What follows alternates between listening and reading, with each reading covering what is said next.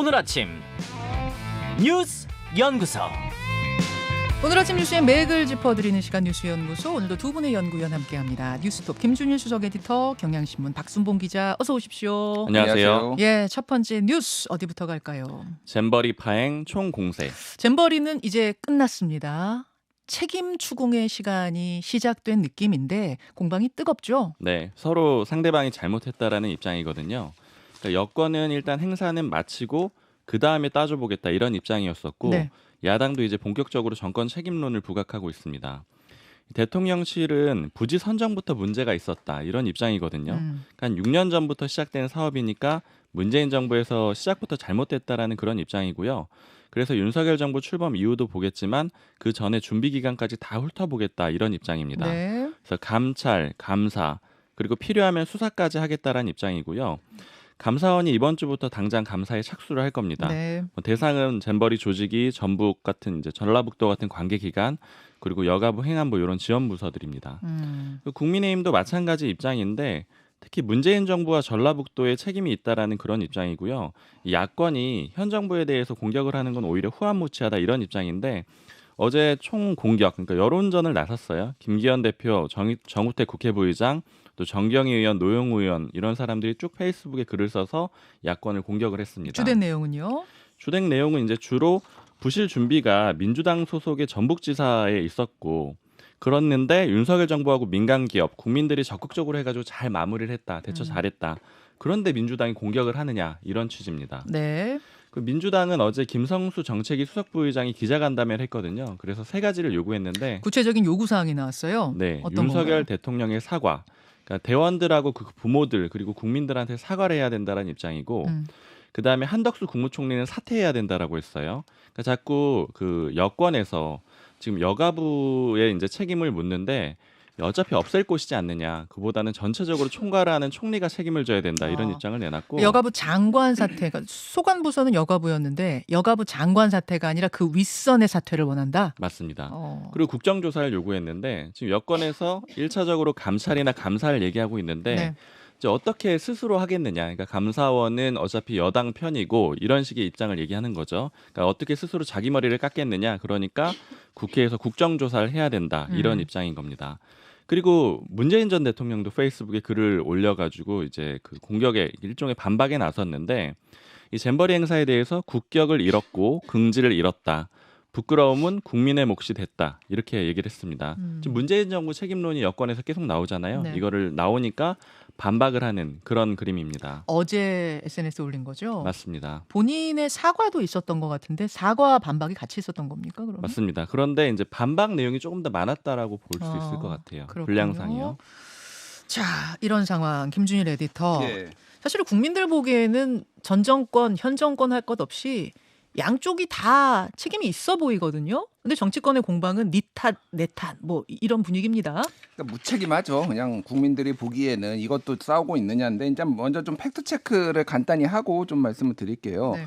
그러니까 이 전북의 새만금으로 이 2023년 이 잼버리가 유치가 된 거는 정부가 결정한 게 아니라 한국 스카우트 연맹이 결정을 한 겁니다. 정확하게는 2011년부터 한국 스카우트 연맹이 국내 공모를 시작해요. 그래서 2012년에 전북이 뛰어들고 그 전에 이미 강원도 고성은 뛰어들었고 그래서 2015년 9월에 한국 스카우트 연맹이 전북 새만금을 최종 후보지로 결정을 하고 유치 신청서를 세계 스카우트 연맹에 제출을 하고요. 네. 그 2016년 7월 이제 박근혜 정부 때죠. 이때 기재부가 국제행사심의위원회를 열어가지고 2023년 잼버리를 국제행사로 승인을 했습니다. 네. 이게 무슨 의미냐면은 쉽게 얘기를 하면 올림픽, 뭐 월드컵 이런 것처럼 잼버리도 그렇게 국제행사로 정부 주도로 치르겠다라고 한 거고 2017년 8월에 문재인 정부 때죠. 이때 이제 세계 스카우트 연맹의 총회가 열려서 그때 폴란드를 제치고 이제 전북 새만금이 이제 선정이 된 거예요. 예.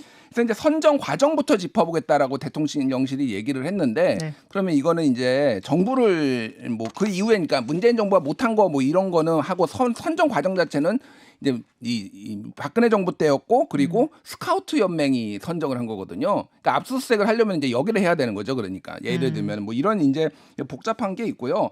가장 제가 좀 깝깝한 거는 뭐가 됐든 지금 김윤덕 의원이 공동 운영위원장으로서 어제 사과를 했거든요. 민주당의 김윤덕 의원. 예, 5명의 공동 운영위원장 중에 1명이고 나머지는 이제 스카우트 연맹 총재 그리고 여가부 장관, 문체부 장관, 행안부 장관이 이제 공동 운영위원장이에요. 그리고 문재인 대통령도 사과를 했습니다. 어쨌든. 그리고 정부에서는 누군가 사과를 해야 되지 않나? 현 정부. 그러니까 현 정부가 어쨌든 운영을 뭐 감시를 잘 못한 것도 책임감에 들어간다라고 한다면 이제 해야 된다라는 게 있고 사실 이제 국회도 할 말이 없는 게 한국일보 단독 기사인데 2번을 출장을 갔다라는 거예요. 국회도 2015 그러니까 년에 일본에서 열리고 2019년에 미국에서 열렸는데 2번을 출장 갔어요. 일본에 한 번, 미국에 한 번. 그러니까 전북도 공무원들 가고 뭐 공무원들 간 이야기는 지난주에 잔뜩 나왔는데 알고 보니 국회의원들도 간 거예요? 국회의원들 2번을 가가지고 그건 여야 할 것 없이 다 가가지고 다 보고서 지금 나왔던 문제들 있잖아요. 이 폭염에 대한 대책, 화장실 문제 등등을 해가지고 이거를 다 문제가 이렇게 준비해야 된다라고 얘기를 했는데 그 이후에 아무도 갔다 오고 보고서는 냈는데 그 이후에 아무도 이제 이걸 챙겨보지 않았다라는 거죠.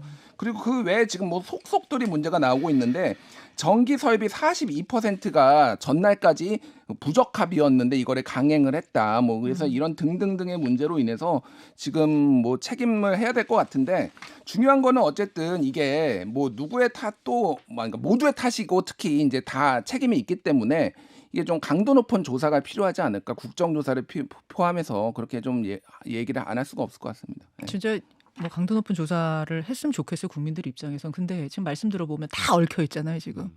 전 정권 시절, 현 정권 시절, 뭐 중앙부처, 지방부처, 뭐 국민의힘, 뭐 민주당 할 것 없이 다 이렇게 얽혀 있으면 과연 이것이 제대로 뭔가 수사 결과를 낼 수 있을까? 조사 결과를 낼 수 있을까? 보통은 흐지부지 되지 않아요? 그렇죠. 싸우다. 네. 그렇죠. 보통 흐지부지 될 거고 이렇게 되다 보면 결국 책임 공방만 이뤄지다가 그냥 끝날 거다 이렇게들 예측을 하고 있고 여권에서 나온 얘기 중에 하나 좀 인상적이었던 거는 지금 국회 소통관에 그 스카우트 연맹이 들어와 있다라는 거예요. 그래서 지금 여당에서 하는 얘기는 여기하고 그다음에 전북 지역 정치인, 중앙부처 아마 이 연결고리가 좀 있을 것 같다. 그러니까 이제 예산 확보하고 이런 역할들을 했을 텐데 여기도 좀 지켜보겠다. 뭐 그런 얘기도 있습니다. 원래 그렇게 들어와 있는 겁니까? 보통 이렇게 좀 큰 단체들은 들어와 있다 그래요. 그래요. 네.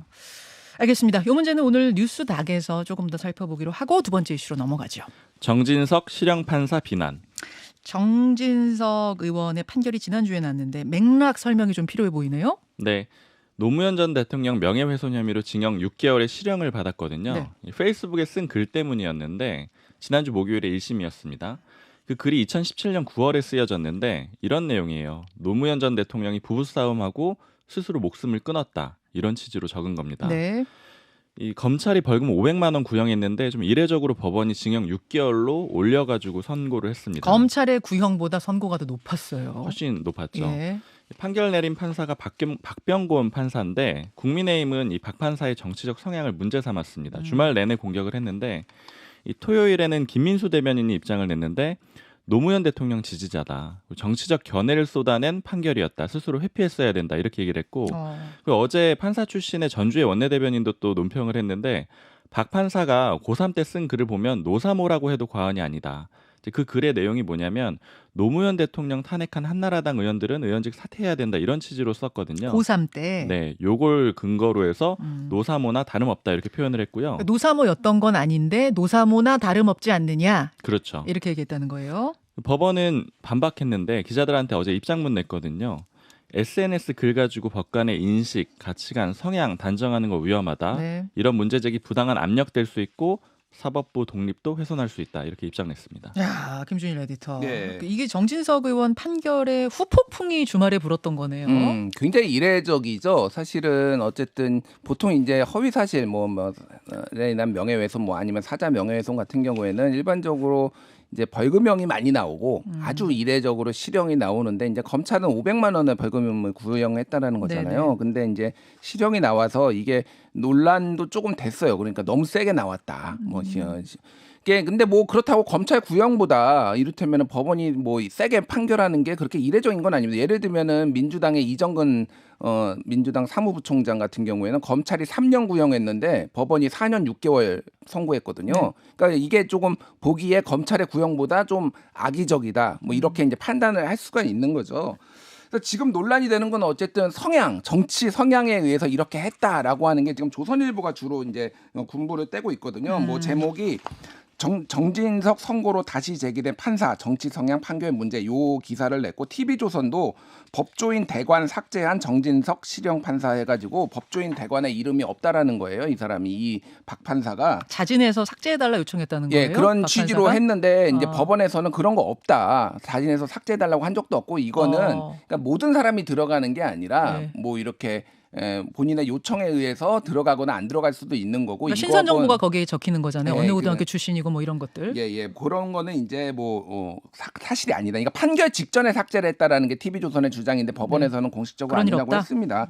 근데 중요한 거는 이런 것 같아요. 그러니까 그러면 이거를 이 사람이 정말로 정치적 판단 노사모라서 이게 했다는 것이냐? 그건 모르는 거죠. 그러니까 이 판결이 나올 때마다 우리한테 유리하면 환영하고 네. 불리하면 이제 비판하는 게 이제 뭐 계속 반복이 되고 있거든요. 예를 들면 이런 겁니다. 여당에서도 지금 이 판사에 대해서 사실상 이제 엄청난 공격을 하고 있는데 지난 7월에 민주당이 쌍방울 사건 수사 검사 이름 공개하니까 그거에 네. 대해서는 좌표 찍기다라고 얘기를 했거든요. 그럼 이게 좌표 찍기하고 뭐가 다른지 좀 이제 생각을 해볼 필요가 있는 거죠. 그리고 뭐 정진석 의원 같은 경우에도 예전에 작년에 10월 16일에 이를테면은 그 이준석 대표가 제기한 이제 가처분 신청, 효력 정지, 이 비대위에 관련해서 그거와 관련해서도 이제 법원이 판결이 이제 무효라고 이게 그러니까 기각을 하니까 그거에 대해서 환영한다 얘기를 했거든요. 그거에 대해서는 본인은 이제 환영을 하고 지금은 이제 불만이다. 물론 개인적으로 불만을 제기할 수 있고 항소를 할 수 있지만은 이런 식으로 판사에 대해서 이제 문제 제기를 하는 거는 문제가 있고. 그러니까 노무현 탄핵 당시 여론조사를 제가 말씀드리겠습니다. 2004년에 중앙일보가 3월 12일에 709명을 대상으로 이제 실시한 여론조사에서 76%가 탄핵이 잘못된 거라고 얘기했고 잘된 일은 21%였거든요. 네. 그러니까 국민의 4명 중에 3명은 잘못됐다라고 생각을 했습니다. 그러니까 뭐 이 판사도 그랬을 수도 있는 거죠. 그러니까 제가 말씀드리는 거는 이거에 대해서 관심법처럼 이런 사람은 이랬으니까 이런 성향을 가지고 있으니까 이랬을 것이다라고 하는 것 자체가 굉장히 무리하다는 거죠. 그러니까 그리고 이거 어쨌든 이 허위사실에 의한 명예훼손은 징역 7년 이하예요. 그래서 굉장히 엄벌해한 거니까 이게 이 전체 양형 기준에 이제 형량을 벗어난 건 아닙니다. 그래서 이 부분에 있어서는 좀 너무 이제 정치적으로 본인들의 유불리에 따라서 좀 흐른다 이렇게 얘기를 좀 할 수밖에 없을 것 같아요. 알겠습니다. 박 기자, 사실은 이제 민주당도 판결이 마음에 안 들었을 때 판사에 대한 뭐 비판 이런 것들이 있었어요. 그렇죠. 그때 이제 국민의힘이 또 굉장히 강하게 비판했던 기억이 나는데 민주당을 이번에 국민의힘이 이렇게 되니까 또 자신에 대해서는 잣대가 달라지는 거 아니야? 이런 얘기가 나오는 거죠. 맞습니다. 사실 계속 반복이에요. 사실 근데 여당 같은 경우에는 원래 법원 판결을 인정해야 된다 이런 분위기가 좀 더 강했거든요. 왜냐하면 법조 출신들이 많으니까요. 근데 이 판사 출신인 전주의 원내대변인까지 나섰기 때문에 이제 뭐 그런 룰은 깨졌다라고 봐야 될 것 같아요. 예, 다음 이슈로 넘어갑니다. 배추 도매가 2.6배 올랐다. 밥상 물가가 대단합니다. 네. 지난 11일, 지난주 금요일이거든요. 예. 기준으로 배추 가격이 10kg에 25,760원인데 이게 한 달 전에 9,880원이었어요. 그러니까 2.6배 정도가 오른 거고요. 한 달 전에. 네.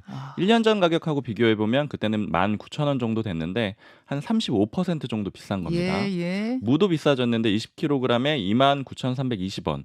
이게 한 달 전에는 12,900원이었거든요. 그러면 역시 2배 넘게, 훌쩍 넘게 올랐고요. 대파 1kg도 3,250원인데 이거 한 달 전에 2,076원이었습니다. 역시 56.6% 정도 올랐고요. 이제 문제는 가격 상승 요인이 2개나 더 있다라는 건데 더 오를 수 있다는 거예요? 그렇죠. 훨씬 더 오를 것 같아요. 왜냐하면 지난주 금요일 기준이라고 말씀드렸는데 이거는 태풍 카눈 피해가 반영되기 전에 집계가 된 거고요. 그리고 두 번째로 추석도 앞두고 있습니다. 그러네요.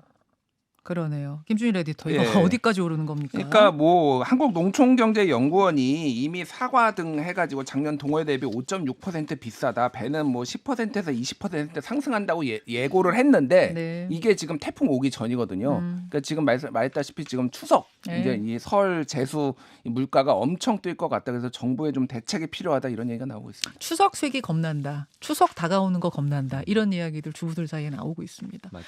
여기까지 두 분 고생하셨습니다. 감사합니다. 김현정의 뉴스쇼는 시청자 여러분의 참여를 기다립니다. 구독과 좋아요, 댓글 잊지 않으셨죠? 알림 설정을 해두시면 평일 아침 7시 20분 실시간 라이브도 참여하실 수 있습니다.